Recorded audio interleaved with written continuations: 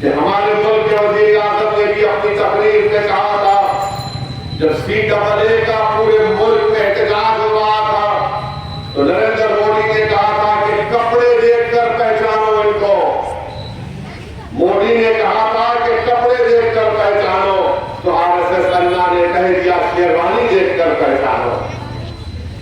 मेरे अजीज दोस्तों और बुजुर्गों, मोदी ने कपड़ों की मिसाल बताकर कहा कि इनसे खतरा है, तो RSS अन्ना भी शेरवानी को दिखाकर कह रहे हैं कि इनसे खतरा है, और कहते हैं कि मजलिस रजाकारों से इनका ताल्लुक है। अरे RSS अन्ना, तुम सियासत में JPD का शेरवा हो, तुम तारीख को नहीं जानते। अरे तुम तेलंगाना में दोरलों की सियासत कर रहे हो, रड्डू गारू, दोरलों तो तुम हो। अरे मजलिस का ताल्लुक कोई रजाकारों से नाता था ना कभी है, तुम हमारी तारीख को नहीं जानते। अरे अगर तुम कह रहे हो तो मजलिस का ताल्लुक उनसे है, तो इंदिरा गांधी दारुसलाम में क्यों आई थी? शिवशंकर साहब के इलेक्शन में इंदिरा गांधी क्यों आई थी? अगर तुम कपड़ों को निशाना बना रहे हो, तो मालूम हुआ कि तुम नफरत करते हो शेरवानी टोपी पहनने वालों से। तो जो लोग सर पर टोपी और चेहरे पर दाढ़ी रखते हैं, ये कांग्रेस का सदर उनसे नफरत करता है। और मुझे यकीन है कि तेलंगाना के असेंबली के इंतखाबात में जिसके सर पर टोपी दाढ़ी होगी, जो कुर्ता पायजामा और शेरवानी पहनता है, वो इस RSS अन्ना को बता देगा कि जो हमारे कपड़ों पर हमला करता है वो यकीनन RSS है, वो संघी है, वो नफरत करता है और हिंदुत्व के एजेंडे को लेकर आगे बढ़ रहा है। अरे तुम्हारे पास बोलने को कुछ नहीं है, तो तुम हमारे कपड़ों पर आ जाते, तो कभी हमारी दाढ़ी पर आ जाते, तो कभी हमारे टोपी पर आ जाते, और उसके बाद होता क्या, हमले शुरू हो जाते, हम पर हमले शुरू हो जाते।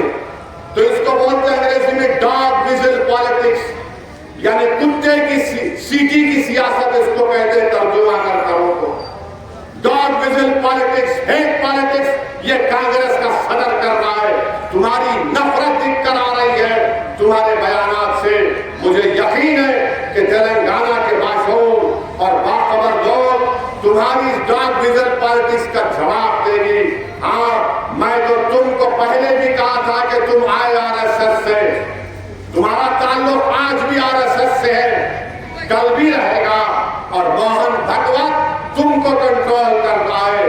अरे मुझे अल्लाह कंट्रोल कर रहा, अल्लाह के सामने मैं कठपुतली हूं, मेरा रब हमारे मुकद्दर के फैसले करता है। क्योंकि जब हम पैदा हुए तो हमने सब कुछ अपने रब के हवाले कर दिया, और मगर तुम्हारा मामला ये है कि तुम RSS की कठपुतली हो।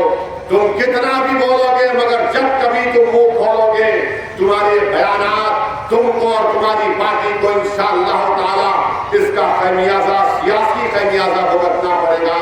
मेरे अजीज दोस्तों और बुजुर्गों, ये बीजेपी और कांग्रेस में कोई फर्क नहीं है।